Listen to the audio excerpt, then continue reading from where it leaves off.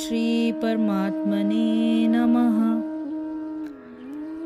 मत् परतरम् अन्यथा किंचित् अस्ति धनंजयः। मयि सर्वम् इदं प्रोतं सूत्रे मणिगणा इव। मत यानी मुझसे परे, परतरम श्रेष्ठ, न यानी नहीं, अन्यत किंचित अन्य कुछ भी, अस्ति है, धनंजय हे धन के विजेता, मई मुझ में, सर्वम सब कुछ, इदम यह जो हम देखते हैं, प्रोत्तम गुंथा हुआ, सूत्रे धागे में, मणिगणा मोतियों के दाने, ईव यानी सदृश। हे धनंजय, मुझसे श्रेष्ठ कोई सत्य नहीं है। जिस प्रकार मोती धागे में गुंथे रहते हैं, उसी प्रकार सब कुछ मुझ पर ही आश्रित है।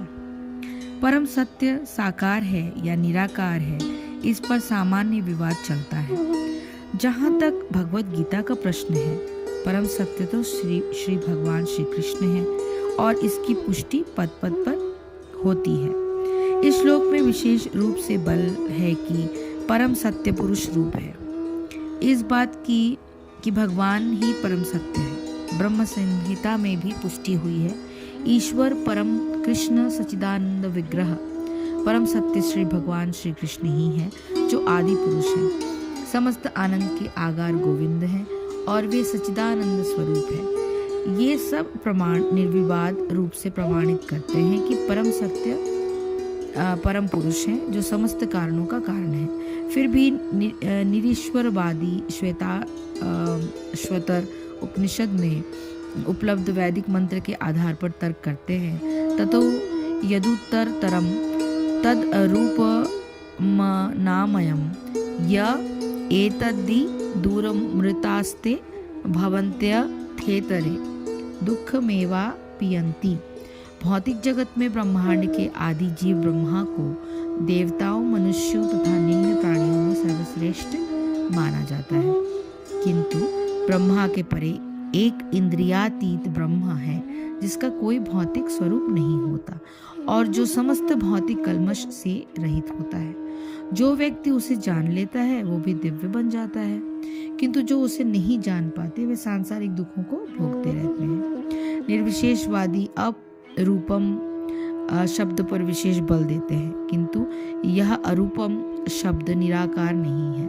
यह दिव्य सच्चिदानंद स्वरूप का सूचक है, जैसा कि ब्रह्म संहिता में वर्णित है और ऊपर उद्धृत है। श्वेतर उपनिषदों के अन्य श्लोकों से भी इसकी पुष्टि होती है। वेदाहमेतं पुरुषं महांत मादित्य वर्णम तमसा परस्तात तमेव विद्यानति मृत्युमेति नान्यः पंथा विद्यते यनाय यस्मात् परम ना परमस्ति किंचित यस्मात् त्राणीयो नो जयायोस्ति किंचित वृक्ष इव स्तब्धो दीवि तिष्ठत्येकस्ते नेदं पूर्ण पुरुषेण सर्वम्।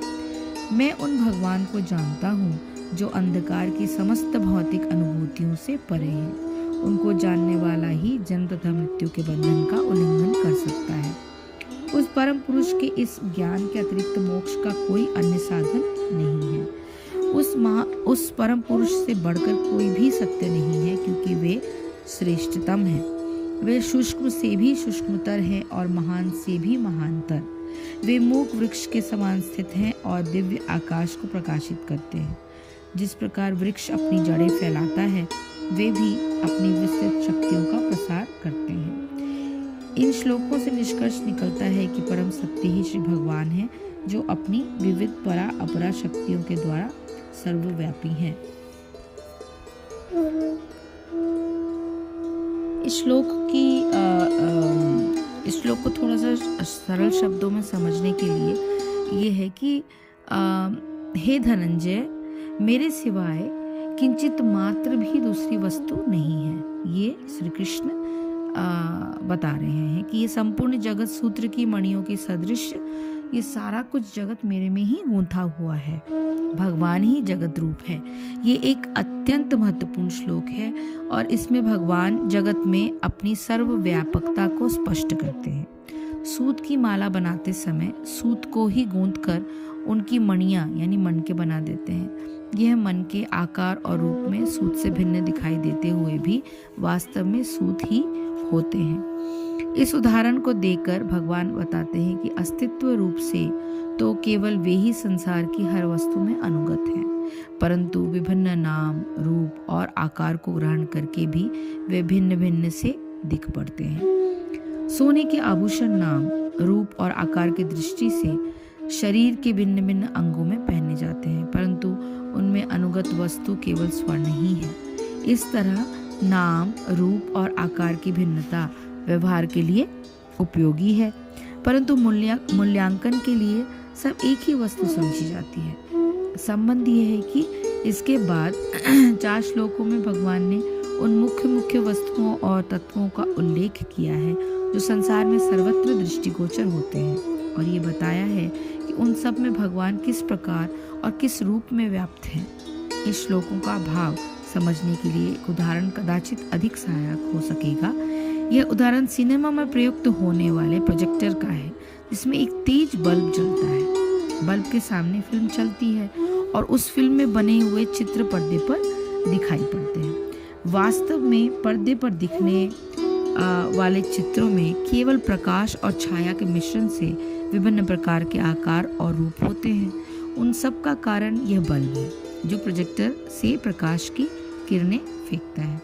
पर्दे पर दिखने वाले चित्रों में प्रकाश और छाया की विविधता बल्ब के कारण नहीं है। बल्ब से तो अखंड एक रस प्रकाश निकलता है, पर फिल्म में बनी आकृतियों से उनमें भिन्नता हो जाती है।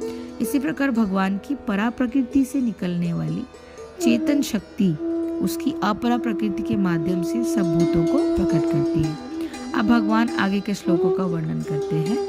हरिओम तत्सत, हरिओम तत्सत, हरिओम तत्सत। जय श्री कृष्ण, जय गुरुदेव।